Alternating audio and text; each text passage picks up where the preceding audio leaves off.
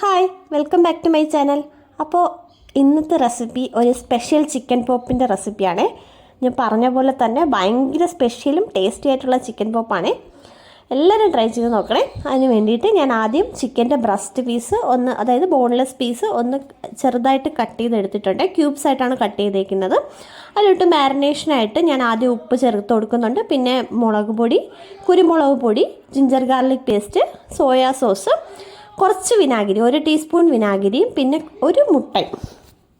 ആ മുട്ടയും കൂടെ പൊട്ടിച്ച് ഒഴിച്ചു കൊടുത്തതിന് ശേഷം നന്നായിട്ടൊന്ന് തിരുമ്മിയെടുക്കുന്നുണ്ട്. അതായത് നന്നായിട്ടൊന്ന് ചേർത്ത് പിടിക്കാൻ വേണ്ടിയിട്ടാണ്. അതിലോട്ട് നന്നായിട്ട് ഈ പൊടികളെല്ലാം പിടിക്കുന്ന രീതിക്ക് നന്നായിട്ടൊന്ന് മിക്സ് ചെയ്തെടുക്കുന്നുണ്ട്. എന്നിട്ട് ഞാൻ ഒരു മണിക്കൂർ റെസ്റ്റ് ചെയ്യാൻ വയ്ക്കുന്നുണ്ട്. 1 മണിക്കൂർ റെസ്റ്റ് ചെയ്യാൻ വെച്ചതിന് ശേഷം നമുക്ക് ഫ്രീസറിലല്ല, ഫ്രിഡ്ജിൻ്റെ താഴത്തെ പോർഷനിൽ ഫ്രിഡ്ജിൽ വെക്കാം കേട്ടോ, അത് റെസ്റ്റ് ചെയ്യാനായിട്ട്. അപ്പോൾ നമുക്ക് പെട്ടെന്ന് തന്നെ മസാലകളെല്ലാം അതിലോട്ട് പിടിക്കും.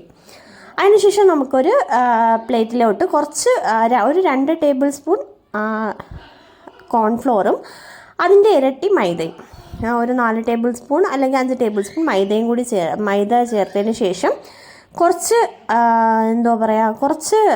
മുളക് പൊടി, കാശ്മീരി ചില്ലി പൗഡർ ആണെങ്കിൽ നല്ലതാട്ടോ, കുറച്ച് മുളക് പൊടിയും കുറച്ച് ഉപ്പും കൂടി ചേർത്തൊന്ന് മിക്സ് ചെയ്യാം. നന്നായിട്ടൊന്ന് മിക്സ് ചെയ്യാം.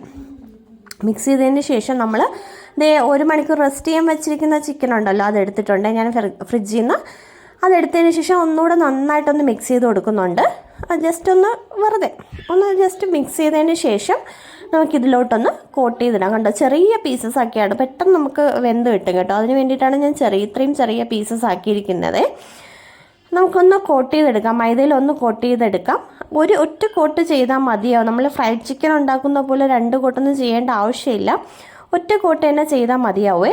ഇത് കണ്ടോ, ഓരോ പീസസ് ആയിട്ട് എടുത്ത് നമുക്കൊന്ന് കോട്ട് ചെയ്ത് മാറ്റി വയ്ക്കാം. ജസ്റ്റ് നമുക്ക് ചിലപ്പോൾ ഒരു വെറ്റ് കണ്ടീഷനായി മാറും. അതായത് ചിലപ്പോൾ ഇങ്ങനെ കോട്ട് ചെയ്ത് വയ്ക്കുമ്പോൾ 1-2 പീസസിൽ ഇങ്ങനെ നനവ് പറ്റും. അത് മാത്രം വേണമെങ്കിൽ നമുക്ക് ഒന്നുകൂടെ കോട്ട് ചെയ്യാം കേട്ടോ. ഇപ്പോൾ അത് കോട്ട് ചെയ്തില്ലെങ്കിലും പ്രശ്നമില്ല, നമുക്ക് അതിൻ്റെ ഒരു ടെക്സ്ചർ കിട്ടും. കണ്ടോ, ഞാനിപ്പോൾ എല്ലാം കോട്ട് ചെയ്തെടുത്തിട്ടുണ്ട്. കണ്ടോ, നന്നായിട്ട് മൈദയൊക്കെ അതിൽ പിടിച്ചിരിപ്പുണ്ട്.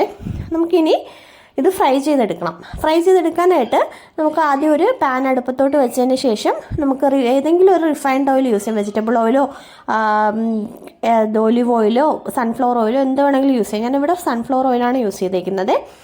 അത് യൂസ് ചെയ്തതിന് ശേഷം നമുക്ക് ഓരോന്നായിട്ടിട്ട് വറുത്തെടുക്കുമ്പോൾ ശ്രദ്ധിക്കണം, അത് ഒരു മഞ്ഞ കളറ് പോലെ ഞാൻ അതിൻ്റെ കളറ് കാണിച്ചു തരാം കേട്ടോ. തിരിച്ച് മറിച്ച് വിട്ട് നന്നായിട്ട് വേവിച്ചെടുക്കണം.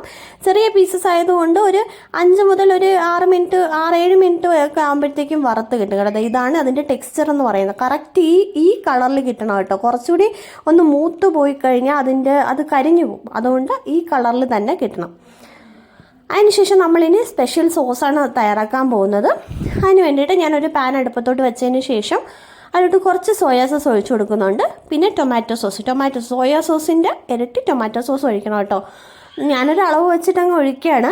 പക്ഷേ ടൊമാറ്റോ സോസിൻ്റെ ടേസ്റ്റ് കുറച്ച് മുന്നിട്ട് നിൽക്കണം. ഓക്കെ, അതിനുശേഷം ഞാൻ കുറച്ച് ചില്ലി സോസ് ഒഴിക്കുന്നുണ്ട്. ചില്ലി സോസ് റെഡ് ചില്ലി ആണെങ്കിലും ഗ്രീൻ ചില്ലി ആണെങ്കിലും ഓക്കെയാണ്. എൻ്റെ കയ്യിൽ ഗ്രീൻ ചില്ലി സോസാണ് ഉണ്ടായിരുന്നത്, അത് ഒഴിച്ചു കൊടുക്കുന്നുണ്ട്. അതിനുശേഷം ഞാൻ കുറച്ച് പിസ്സ സോസും കൂടി ഒഴിച്ചു കൊടുക്കുന്നുണ്ട്. നോറിൻ്റെ പിസ്സ സോസാണ് എടുത്തേക്കുന്നത്, അതും കൂടി ഒഴിച്ചു കൊടുക്കുന്നുണ്ട്. അതും കൂടെ ഒഴിച്ച് നന്നായിട്ടൊന്ന് ഇളക്കി കൊടുക്കാം. ഇളക്കിയതിന് ശേഷം കുറച്ച് വെള്ളം ഒഴിച്ചു കൊടുക്കാവേ. ഒരു 1/4 ഗ്ലാസ്സോ അല്ലെങ്കിൽ 1/2 ഗ്ലാസ് വെള്ളമൊക്കെ മതിയാവും. അതും കൂടി ഒഴിച്ചതിന് ശേഷം നന്നായിട്ടൊന്ന് മിക്സ് ചെയ്ത് തിളപ്പിച്ചെടുക്കാവേ. വെള്ളം നമ്മൾ റൂം ടെമ്പറേച്ചറിലുള്ള വെള്ളമല്ലേ ചേർത്തേ, അപ്പോൾ നമുക്കതൊന്ന് തിളച്ച് കിട്ടണം.